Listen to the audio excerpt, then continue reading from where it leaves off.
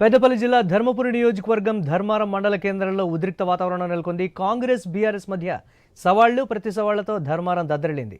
కొన్ని రోజులుగా మాజీ మంత్రి కొప్పుల ఈశ్వర్, ప్రభుత్వ వైపు అడ్లూరి లక్ష్మణ్ కుమార్ మధ్య మాటల యుద్ధం నడుస్తుండగా వారి అనుచరులు కూడా బహిరంగ చర్చకు రావాలని సవాళ్లు విసురుకున్నారు.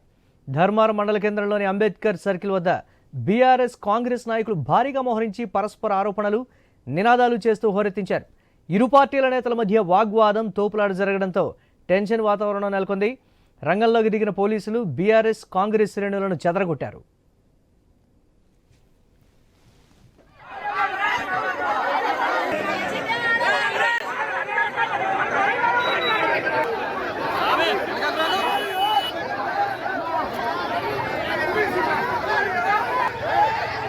ఈరోజు టీఆర్ఎస్ పార్టీ నాయకులు 10 సంవత్సరాల నుంచి చేస్తామని చెప్పి చర్చకు రమ్మన్నారు. మేము కూడా సంవత్సర కాలం నుంచి మా ప్రభుత్వం ఎక్కువారు మా ఎమ్మెల్యే లక్ష్మణ్ కుమార్ చేసిన అభివృద్ధి నిరూపించడానికి వచ్చినాం. చేతగాని లెక్క ఆడవాళ్ళను ముందు పెట్టుకొని 10 సంవత్సరాల అభివృద్ధి నిరూపించకుండా ప్రభుత్వం మీద దుమ్మెత్తిపోయే ప్రయత్నం తప్ప ఏం లేదు. గత 10 సంవత్సరాలు చేసిన పాలన ఏమాత్రం లేదు కాబట్టి అనవసరమైన ఇబ్బందులు క్రియేట్ చేసే ప్రయత్నం బీఆర్ఎస్ పార్టీ నాయకులు చేస్తూ ఉన్నారు. దాన్ని మా కాంగ్రెస్ శ్రేణులు తీవ్రంగా ఖండిస్తూ తిప్పుకొట్టే ప్రయత్నం చేస్తూ ఉన్నాం.